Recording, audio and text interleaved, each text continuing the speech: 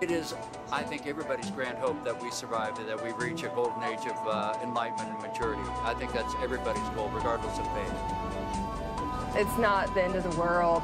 I just think people need to be a little bit smarter. Well, I think it's just all interwoven together so tightly. The war in Iraq, the oil. I don't know when the day is done for petroleum as our energy economy, but we got to be prepared for it. We've finally reached a point where our cumulative actions as humans, as a part of this system on this planet, are having effects. What they put in the media and the papers is about this much of the real deal.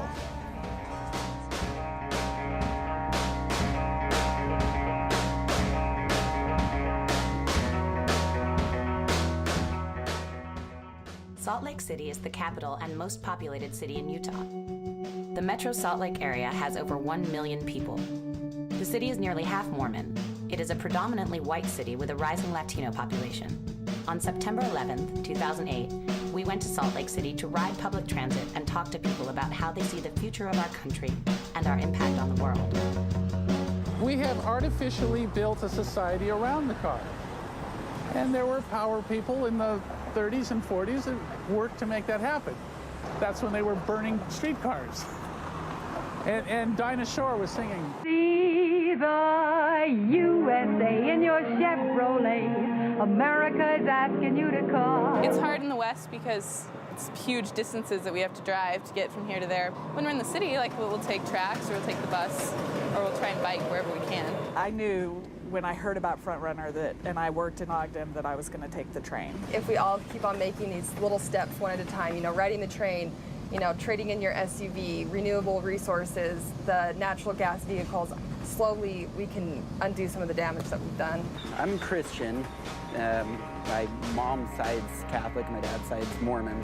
Not too much into the church thing, but I do believe in God, and I do believe in being a good person while we're here on earth. Things will work out for you later on. I'm a member of the Church of Jesus Christ of Latter-day Saints. I'm a Mormon. I was what they call born in the covenant, meaning that both of my parents are Mormon, and they were Mormon when I was born. What do you really grow out of? I was raised on that. I lived it hardcore for about 19 years of my life. One of our beliefs is that you support your country.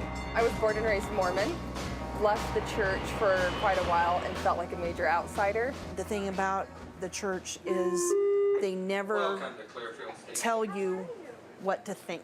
They do come into church and stand at the pulpit and tell you vote against such and such proposition. Nobody sits up on the pulpit and says Iraq is bad.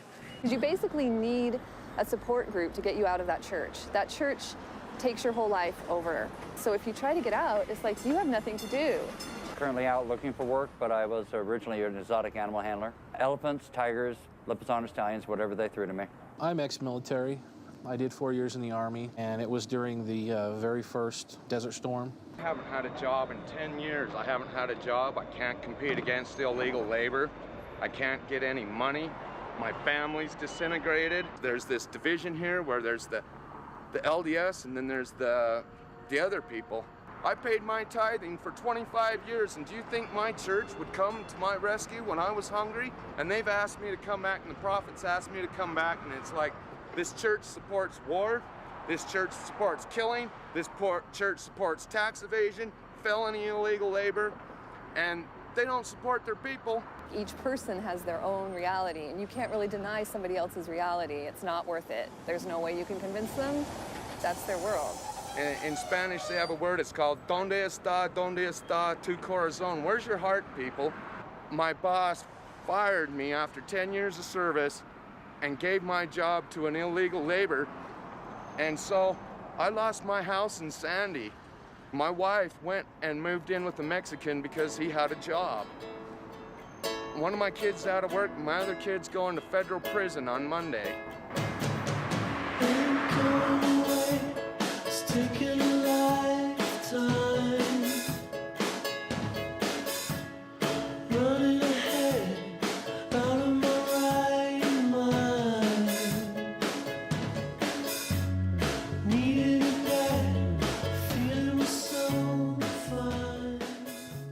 remember when it happened, I was still in high school, and, you know, it was pretty devastating.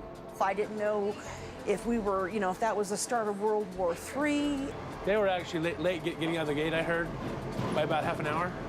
And they were able to hear on their cell phones from their loved ones of these other things, the Twin Towers crashed, and then, of course, the other one. And one, okay, that might be an accident. Two, no way. They have the hijackers on film going through the airport. They have documentation there.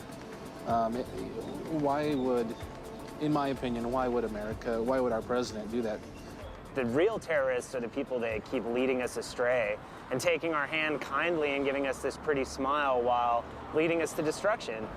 That sense of freedom is something we've lost. But is it something we needed to lose because of the bad guys that are out there? Who are the bad guys? They look like us. My husband was in the military, and so I definitely want to support our troops and everything, but I really don't see where we need to be over there. Iran is a terrorist state.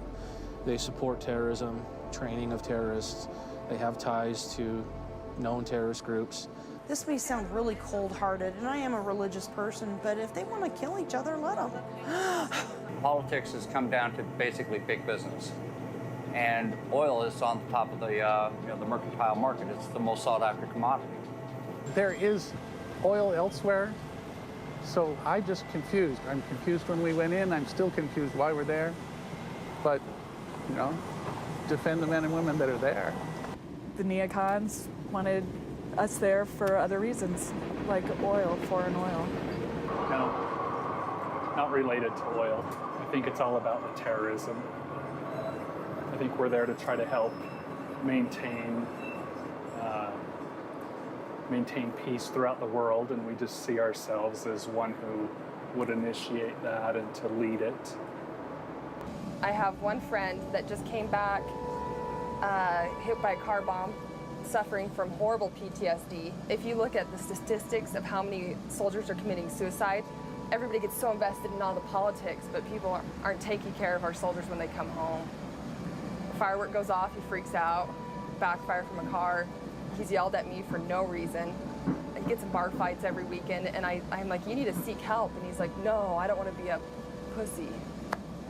So that's my big problem with the whole situation. I feel like the mental health aspect is, you know, after they fix the physical, the mental is just left to rot.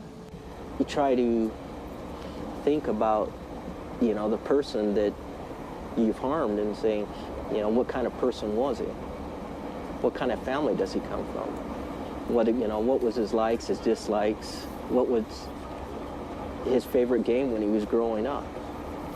You know, you wonder, under any other situation, could this guy, you know, could he have been my best friend?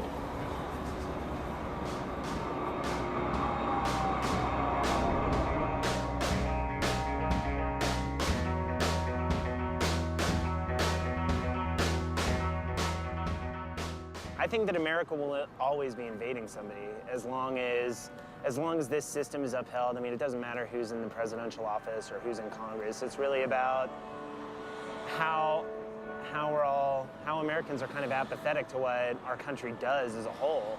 And we're kind of warmongers. I mean, we like a good show. I hate America. I hate what it's become. I love America. I love my country. I hate the way that it's going, and I hate the government that's in there. And I think Karl Rove destroyed this country. He brought division to this country, just like the LDS people bring division to this, you know, to this town.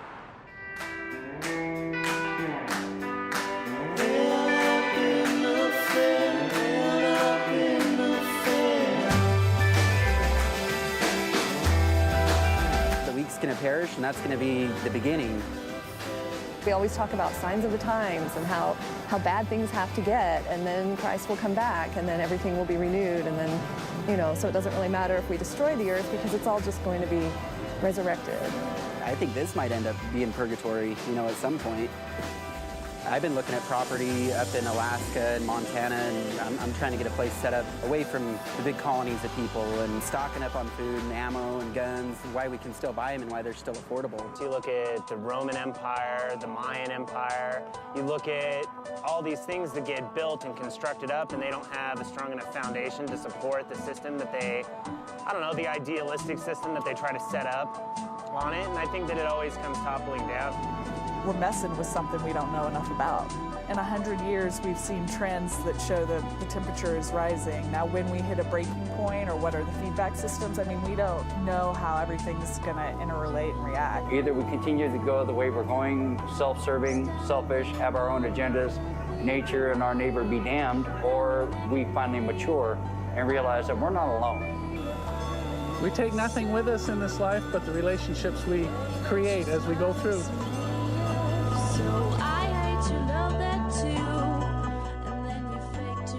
I'm lost. See, I don't know, now you're making me think. End of the line and as far as we go.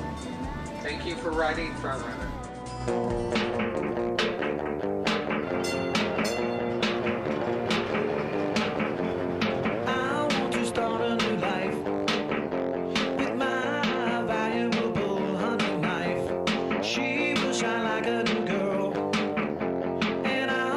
Shout out.